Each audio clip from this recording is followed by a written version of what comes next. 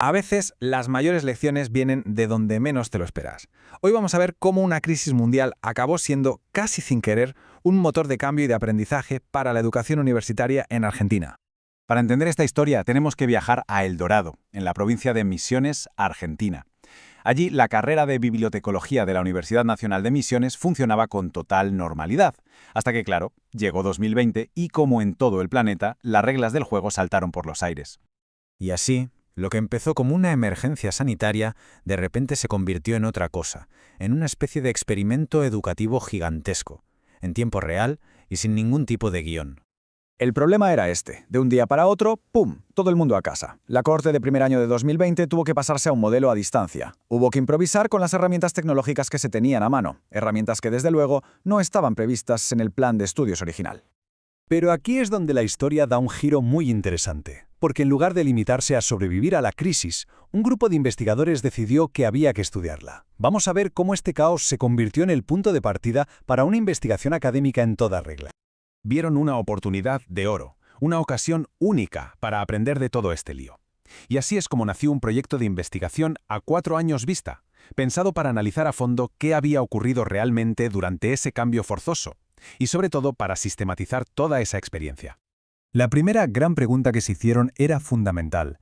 No se trataba solo de qué programas se usaron, sino de, cómo eran estas nuevas formas de enseñar, qué había cambiado de verdad en la relación entre los docentes y el alumnado. La segunda pregunta va un pasito más allá. ¿Cuál fue el impacto real de la tecnología? ¿Fue simplemente un sustituto, un parche para la clase de toda la vida, o de verdad transformó las prácticas de enseñanza en esta carrera? Y por último, se centraron en el factor humano. Más allá de los programas y las plataformas, ¿qué habilidades digitales fueron las cruciales para que todo aquello funcionara? ¿Estaba la gente preparada? Estas 3 preguntas son, digamos, el esqueleto de toda la investigación.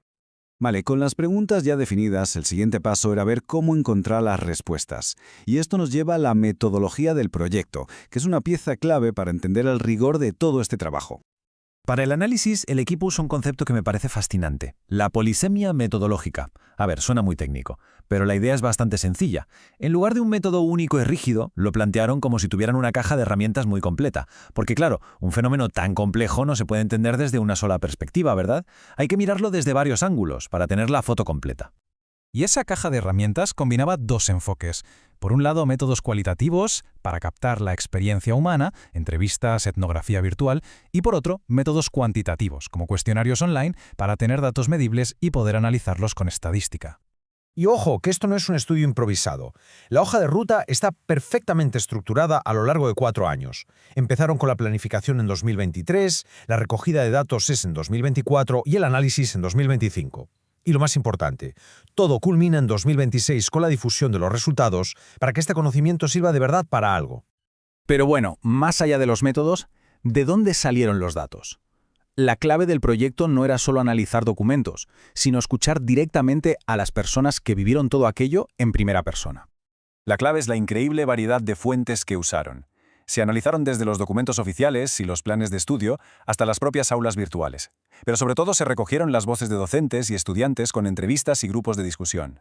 El objetivo era claro, tener la historia completa, desde todas las perspectivas posibles. Esta cita, que está en la base del proyecto, revela toda su filosofía. La enseñanza no es algo estático, algo natural, que es así, punto. Es una construcción social que se puede analizar, se puede desmontar y se puede volver a construir de una forma mejor. La crisis, en este sentido, fue una oportunidad para esa deconstrucción a la fuerza. Y eso nos lleva a la pregunta final, que es la más importante. ¿Para qué todo este esfuerzo? Porque no se trata solo de entender el pasado, sino de usar ese conocimiento para construir un futuro mejor para la educación.